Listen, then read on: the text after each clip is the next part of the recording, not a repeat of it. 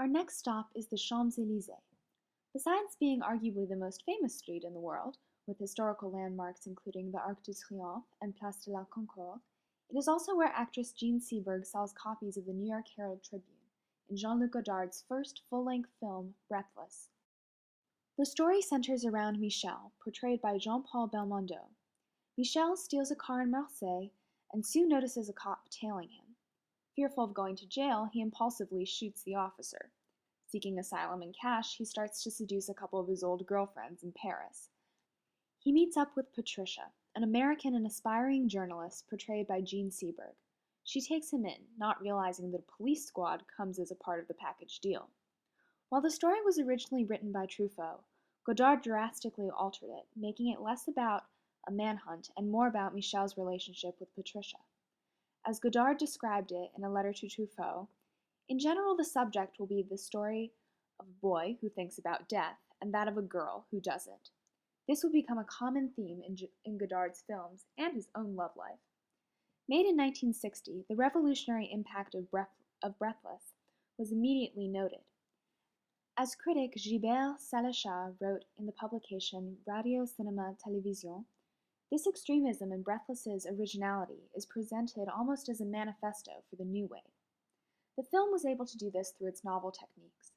Among these were jump cuts and rapid editing, shooting outdoors and on location, focusing on the unromanticized lives of regular people, using direct sound recording, filming with handheld cameras, and improvising dialogue and plotting. Cinematographer Raoul Cotard said, Godard was determined this was going to be the cheapest film ever made, shooting in the street with no sound, no lights, no crew. For the Champs-Élysées scene, the film had not acquired the rights to shoot on the renowned street, so Godard put Cotard in a delivery man's push cart with 2 viewing holes for the camera. An assistant pushed the cart, following the actors while Godard directed from a distance. Godard was determined to shoot on the Champs-Élysées as it was a cornerstone of Paris. Its most recent significance for Godard had to do with World War II. German troops had marched down Champs-Élysées after the fall of Paris in 1940, and in 1944, French and American troops marched in celebration of the city's liberation.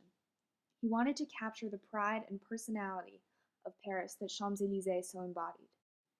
Today, many would agree that the street has lost its character to commercialization, but Breathless preserves the memory. Champs-Élysées' character is not the only aspect of the film to live on.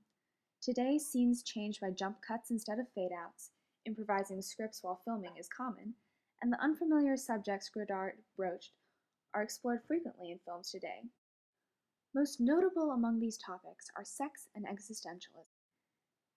As New Yorker film critic and film historian Richard Brody points out in his Godard biography, Everything is Cinema, quote, the act and the moment of making the film were as much a part of the work's meaning as its specific content and style. As such, it would be the first existentialist film.